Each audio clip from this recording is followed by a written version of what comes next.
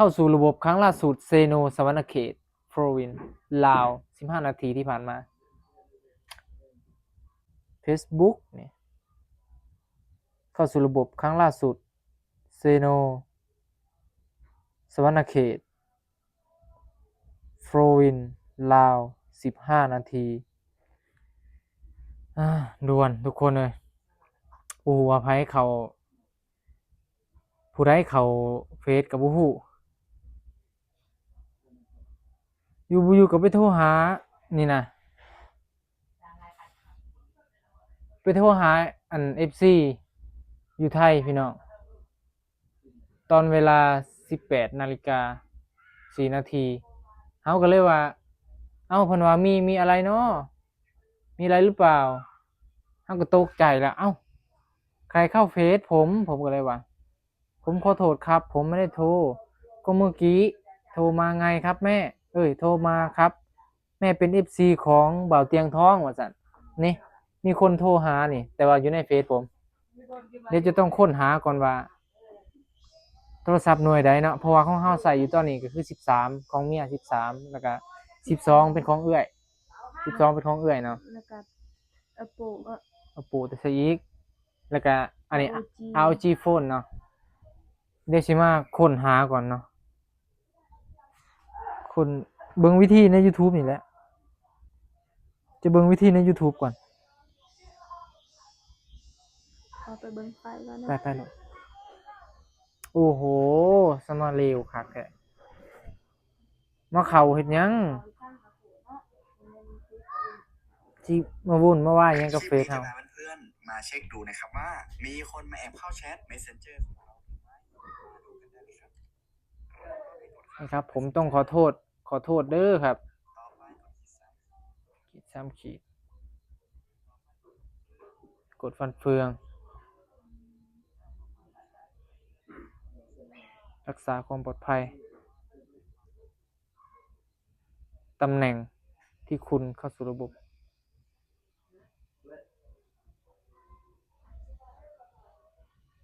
มีอีหลีพี่น้องเอ้ย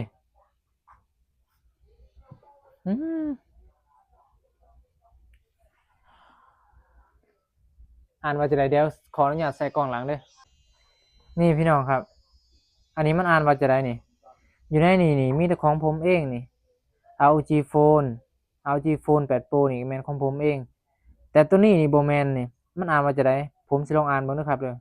Vista Tab 10นี่ Facebook 20 นาทีที่ผ่านมา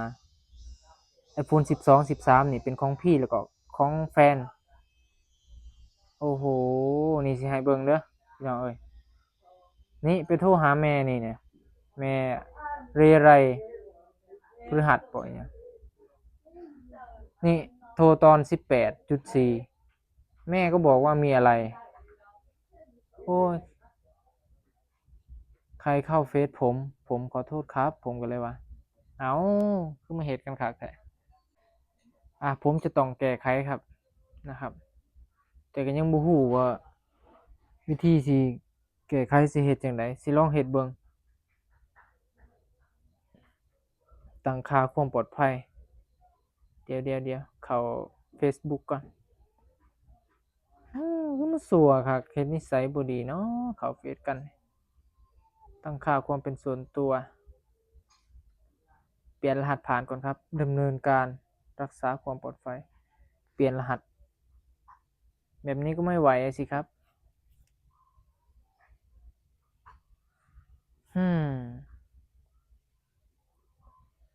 โอ้ยรหัสผ่านใหม่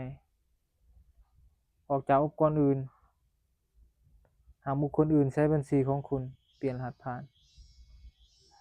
ป้อนรหัสผ่านปัจจุบันของคุณออกจากระบบอุปกรณ์อื่นเลือกตัวเปลี่ยนรหัสผ่านครับขออนุญาตนะครับเปลี่ยนให้ดูเลยครับโอ้ดีลี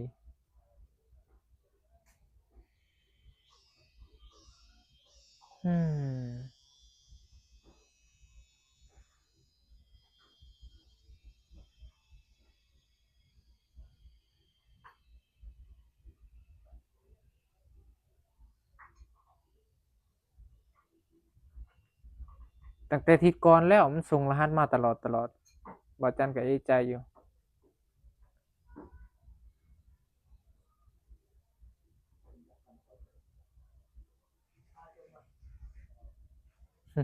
จะเห็นไหมนะฮะนี่ จันโหดลีเนาะ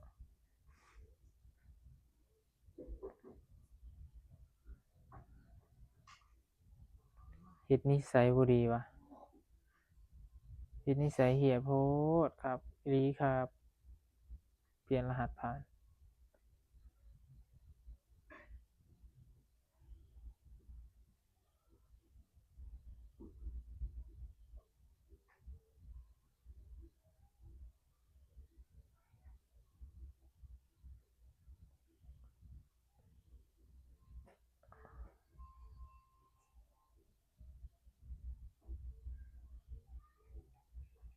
อ๋อ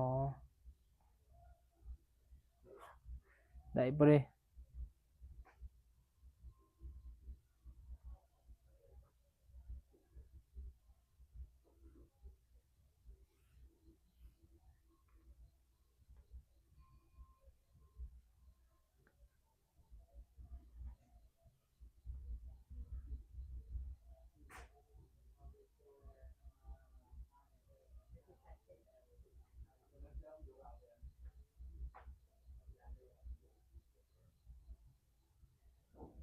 เฮ้ย ทำไมไม่ได้อะ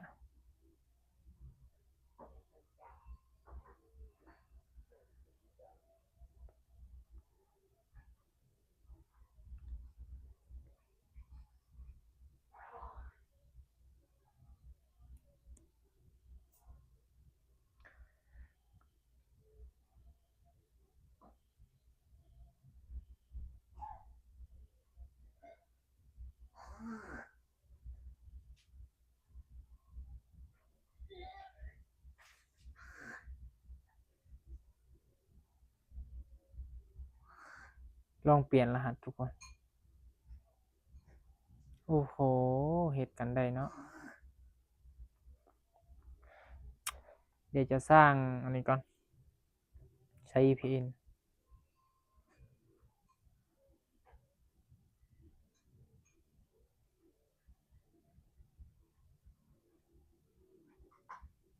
บ่ไหว ที่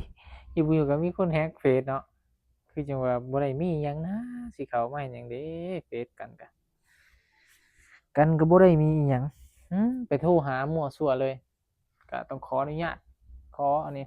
ขอโทษขออภัยเด้อพี่น้องเอ้ยเนาะ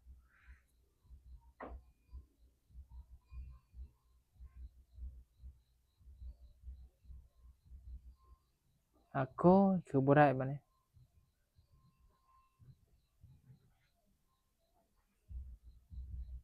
เป็นได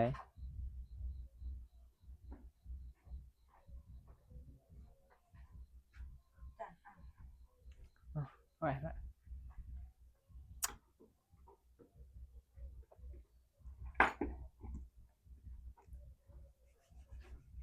เฮ้ย เปลี่ยนไม่ได้ทุกคน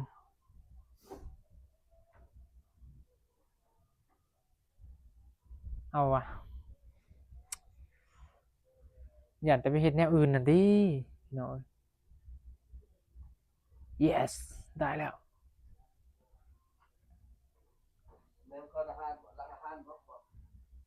ก่อนก็ได้หลังก็ได้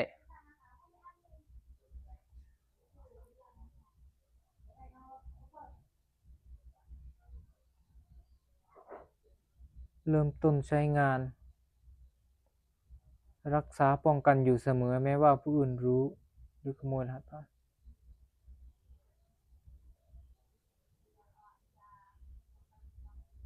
แอปยืนยันตัวตน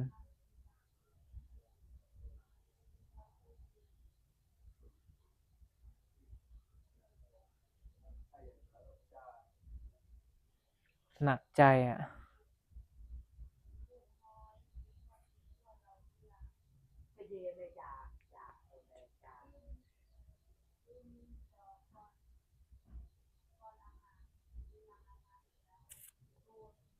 โอ้โฮ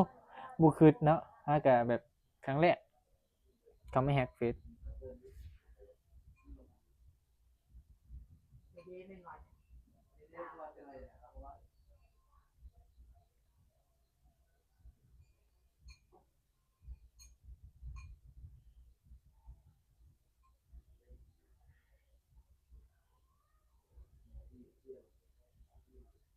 เรียบร้อย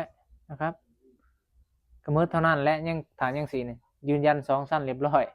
นี่เอาเบิ่งเอา พุ่นยังสิมาแฮกเฟซกันอีกโอ้ยนะครับสิให้เบิ่งอีกเทื่อเด้อดูเอาเด้อพี่น้องเอ้ยเฮ้ยเอาวะเอานี่นะครับจะลองดูอีกเฮ้ยคือเด้งเลยบัดนี้เอาแล้วเอา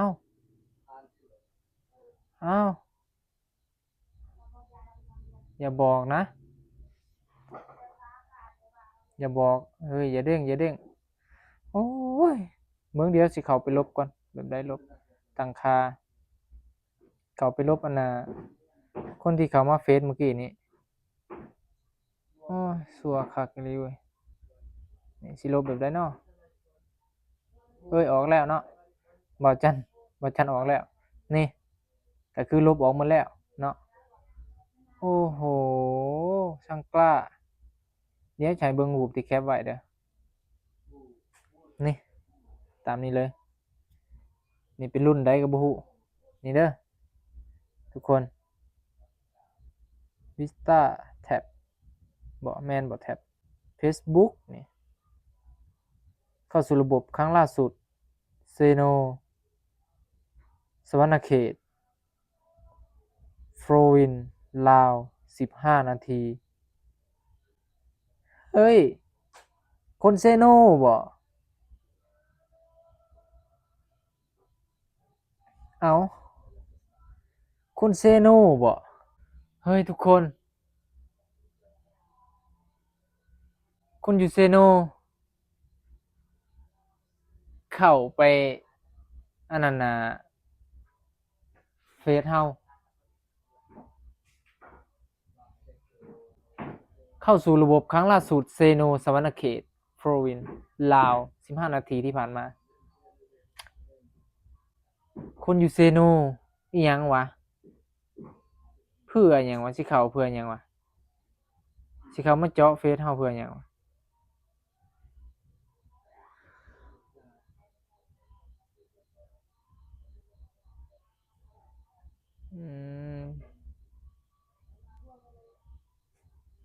เพื่อบ่ต้องเข้าก็ได้เด้อบ่ต้องเข้าก็ได้เนาะสิเข้ามาพี่ช้างมันบ่ได้มีหยังดอกเนาะอืม เอาเปลี่ยนรหัสผ่านแล้ว2สั้นพร้อมบัดนี้3สั้นพุ่นเฮาใส่เซโนคนอยู่เซโนเข้า Facebook เฮาแล้วก็มาโทรหายายนี่อ้าวบ่เป็นหยังก็ถือว่าเตือนไว้บ่จำเป็นต้องไปเข้าของผู้อื่นก็ได้เด้ออืมเนาะเอาสำหรับคลิปนี้ก็มาถ่ายให้พี่น้องได้เบิ่งนำกันเป็นหยังคือว่ามาเข้าก็ฝากทุกคนคอมเมนต์เนาะนิสัยบ่ดีคนอยู่เซโนสวรรณเขตโปรวินยาแหละเอาบ๊ายบายพี่น้องเอ้ยเนาะ